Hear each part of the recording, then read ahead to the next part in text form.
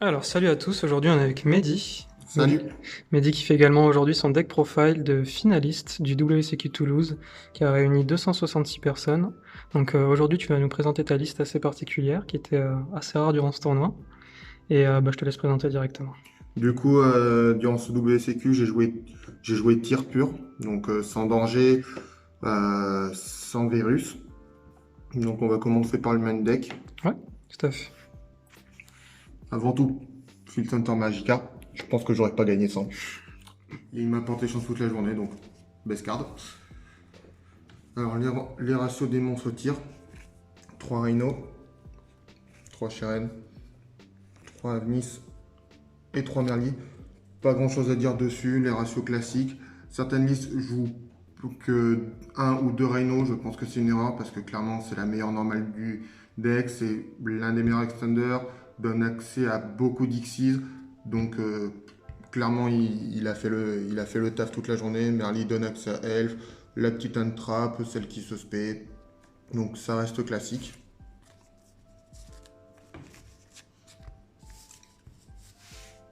Et ensuite, je jouais 3 H, 3 Nib, 3 Crocs, 3 Veiler et 3 Imperm. Alors, je jouais beaucoup d'entrappes. Pourquoi? Parce que je pense que toutes les entrappes qui sont là sont les entrappes qui touchent le plus de deck méta à l'heure actuelle.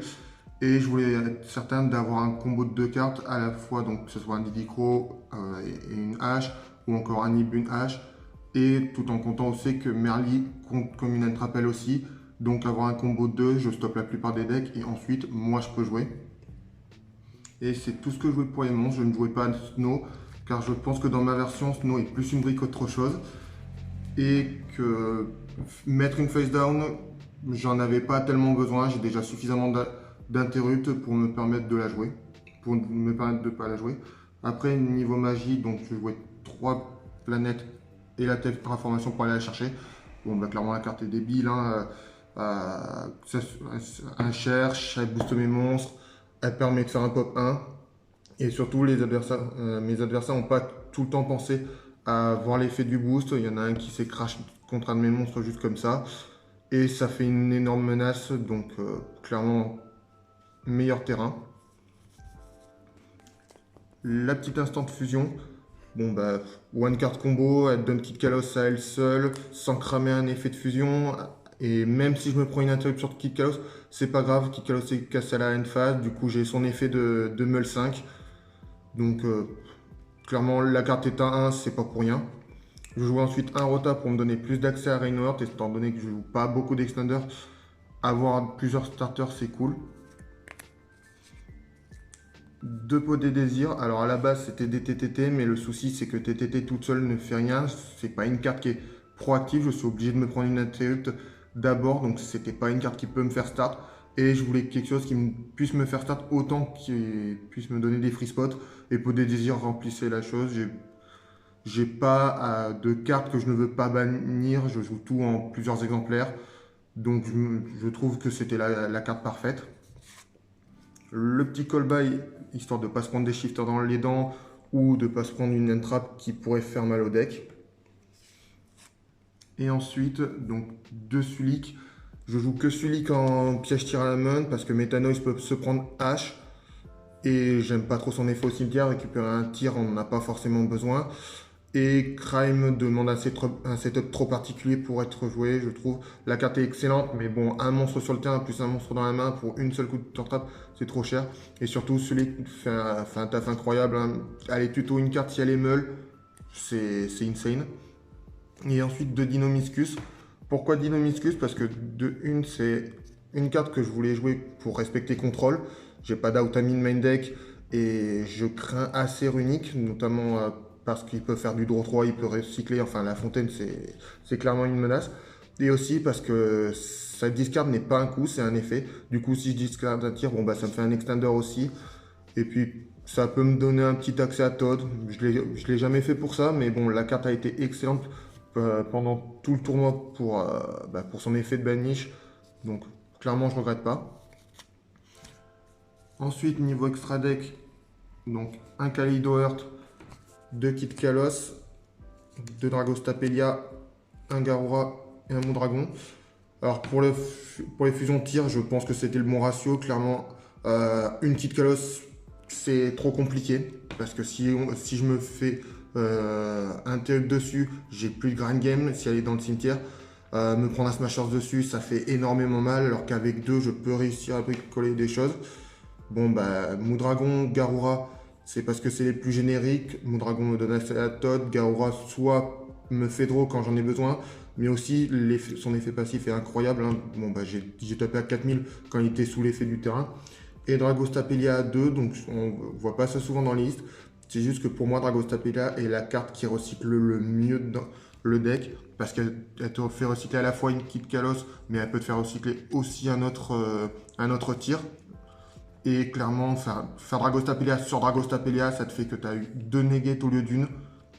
Donc clairement, la carte, moi, je la préfère beaucoup plus à 2 qu'à 1. Donc ça, c'était que pour les fusions. En Xyz, un Abyss Dweller, un Redoer, un Bahamut, un Todd, un Cowboy Gagaga. Bon, bah Dweller, faut que je respecte le miroir. Un tir, clairement, il explose sur Dweller. Redoer, je joue pur et bon, bah, le fait de détacher par effet une Shireen, donc ça veut dire que tu vas refaire un effet de fusion. Le fait qu'il prenne une carte, c'est cool, il a des bonnes stats. Cowboy pour le time, bon bah je l'ai jamais sorti, mais c'était pour respecter si jamais j'étais en game 3 et que je savais qu'il suffisait d'infliger un petit peu plus, bon bah il aurait été là. Et clairement les MVP du tournoi, donc ces deux-là, clairement c'est une des raisons de pourquoi jouer pur et aussi fort. C'est qu'elle donne Bahamut est assez facile, Reinhardt plus Mondragon, bah ça te fait Bahamut. Bahamut te donne accès à Todd et tu as toujours les tirs à côté, donc tu as la negate de Todd qui est là. Possiblement, tu peux recycler Todd pour le refaire avec Bahamut. Ce qui fait que bah, malgré la ban, c'est Tyr qui pourra le jouer le plus facilement, je pense. Je jouais que ça en XI, j'en jouais pas d'autres parce que je trouve qu'elle complète assez bien. Elle se complète assez bien et pas besoin de plus. Et en ligne, je jouais un Elf, une Dark et une Goddess. Je ne jouais pas Curious parce que Curious dans Pure est très compliqué à invoquer et généralement c'est plus un gâchis de ressources qu'autre chose. Alors, Elf, parce que la carte est aberrante, peut protéger une petite calotte qui est dans une des zones pointées ou n'importe quelle norme, peut reborn Merly, donc ça veut dire refaire effet de Malfroid et potentiellement toucher une fusion. Dark, parce que bah, beaucoup de decks jouent des monstres Dark. Des niveaux 2 donnent accès à Elf, je peux reborn des tirs de l'autre côté. Et puis même, je peux simplement, quand j'ai vraiment une trop mauvaise main, taper Crash Dark, aller tuto soit Shireen, soit Avnis, et donc avoir possiblement du follow-up pour le prochain tour. Et Goddess, c'est parce que je ne pouvais pas tirer parti suffisamment des autres Link 4. Zero Boss, je ne bannis pas suffisamment, j'ai pas suffisamment pour faire Bomber et qu'il soit suffisamment intéressant, je ne spé pas durant le tour adverse ou très peu. Et surtout, bah, les towers où les monstres à trop forte attaque ou intargetable, bah, je les gère pas normalement, donc Goddess est là pour ça. Elle a un bon effet de negate. Et puis surtout, bah, elle est très difficilement gérable une fois qu'elle est sur la table. Je l'ai sortie quelques fois dans le tournoi et à chaque fois que je l'ai sortie, bah, c'est elle qui m'a fait la game. Et c'est tout ce que je jouais en extra deck. Le side deck, donc on commence par les monstres. Évidemment, on est dans un format tier splite, tierise. Alors clairement, c'est la carte qui casse le format.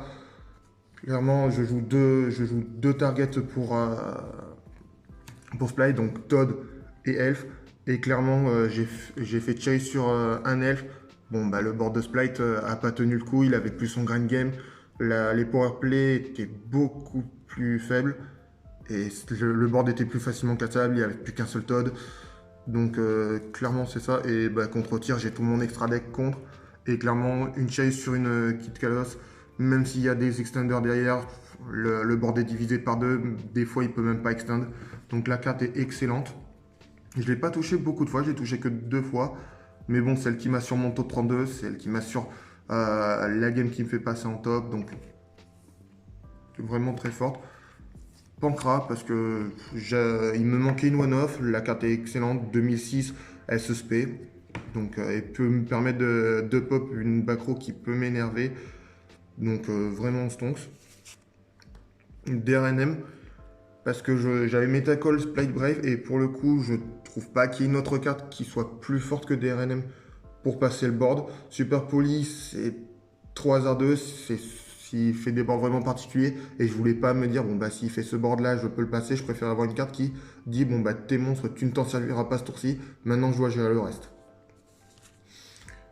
3 cosmiques, alors je respectais beaucoup Runic, sinon je pense que j'aurais mis Twin ou autre chose. Mais le problème, c'est que Twin, bon, bah, il fait Gin et il protège. Là où Cosmic, bon, bah, ta fontaine, elle dégage et tu la récupéreras pas. Puis même, c'est une carte que je peux mettre en go first et pas trop perdre. 1000 points de vie, c'est rien du tout. Et clairement, elle m'a fait des games contre Running Stun, c'est elle qui me fait gagner. Contre Tyr, elle fait des bonnes choses aussi. Contre Splite, elle peut gérer un Smasher. Enfin, clairement, la carte est très très bonne. Et les dernières cartes, donc 3 Skill Drain, 2 parfums. Alors ça, c'était pour avoir des options en Go First. Mon deck est suffisamment fort en Go Second avec les 15 entraves plus Savnis. Mais je trouvais que mon Go First post-side, bah, les gens allaient commencer à side des choses contre moi et il fallait que j'ai des réponses. Ça, c'était surtout pour respecter Unique et les Power Cards. Je pense qu'après coup, j'aurais peut-être dû le mettre à 3. À 2, elle était excellente. Mais des fois où je l'avais pas en main, bah, je sentais qu'elle me manquait. Et Skill Drain, c'est l'inverse. Je pense que j'aurais dû plus la mettre à 2. Clairement, la carte me fait la game en top 8. Hein. L'adversaire peut pas gérer Skill Drain. Mais pour autant, je pense que j'aurais pu la mettre à 2 parce que elle gère des problèmes, mais que je gère déjà naturellement avec mon deck. Mais la carte a fait son travail, donc c'est le principal. Superbe. Est-ce que tu as des petites impressions à nous donner sur ton deck ou ton tournoi?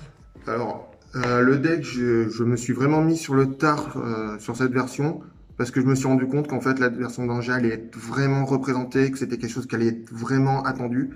Et je trouvais surtout que Virus était plus aussi fort qu'avant, dans le sens où beaucoup de decks, bon bah, Tyr s'en fiche, hein, on jouait déjà pas beaucoup de magie, et elles sont pas trop impactantes, il y avait le terrain à la rigueur qui fait mal. Splite peut jouer autour, Matmec peut jouer autour, donc beaucoup de decks, et je voulais pas baser ma version sur une carte qui fait pas assez. Et je me disais, bon bah si je joue pas Virus, en fait, à quoi ça sert que je retire, que je joue Tyr, avec les dangers, avec Curious et tout ça. Et en concertation avec des membres de l'équipe, on s'est mis à avoir comme vision que le fait de jouer tir pur, donc avec beaucoup de free spot, beaucoup d'intrap, serait forcément plus fort parce que il me faut sur certaines mains une carte pour partir en combo, sur certaines deux, mais mes boards sont beaucoup plus forts. Et j'ai beaucoup de free spot et surtout je ne suis pas inactif dans le tour adverse. C'est un problème que j'impute beaucoup à tir danger, c'est que tu ne fais rien durant le tour adverse. T'as une imperm, c'est cool, t'as une nice, tu peux faire quelque chose, mais dans la majorité des cas, bon bah tu regardes ta main et t'attends. Et moi j'aimais pas ça parce que contre Splaywave par exemple, bon bah t'es go second, je considère que tu perds. Même avec des RNM, il y a trop de choses à gérer. D'accord, je comprends tout à fait. Alors que avec tir pur, bon bah tous les Splaybrave, sauf la dernière round où je perds contre Clément, mais sinon tous les Splaybrave, bon bah deux intraps avec shutdown. La normale me fait combo et je sais que le board il remonte pas ensuite. Tout à fait. Hop, ok. T'as des impressions à donner du coup sur ton cheminement durant tout le tournoi? Ça s'est vraiment très très bien passé. Clairement, le deck m'a pas déçu. Les meules étaient vraiment incroyables au point de faire rager quelques-uns de mes adversaires. Mais clairement, la stabilité était là. Le fait de jouer à 40, vraiment, ça a aidé les choses. Et puis, bon, bah, le tournoi était vraiment cool. Ça a permis de revoir les potes. L'organisation était vraiment très très cool, parfaite. Les judges au poil, Fantasy Sphere, bon, bah, vous connaissez, hein, j'ai pas besoin de dire que c'est les boss du game. Et clairement, bah, j'ai passé un très bon moment. Première fois pour moi que je top. Première victoire de double sécu. Et clairement, j'aurais pas pu rêver mieux sur un double sécu pareil. 266 joueurs, c'est énorme. Et surtout avec un deck que j'apprécie beaucoup. Et surtout que j'ai pas build tout seul, mine de rien.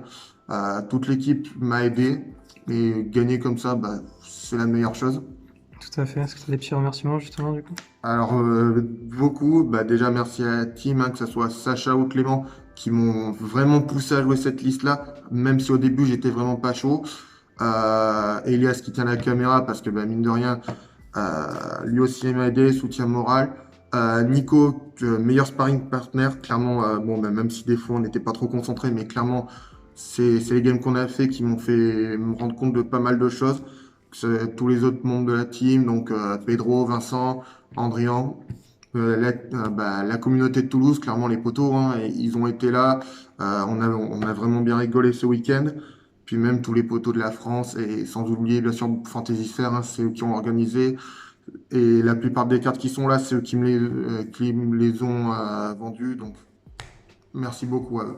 Ah bah au top. Bah, de toute façon, on va passer bientôt à une nouvelle étape avec le YCS pour toi aussi. Totalement, ouais. Donc on se revoit peut-être très très bientôt avec sûrement une nouvelle liste.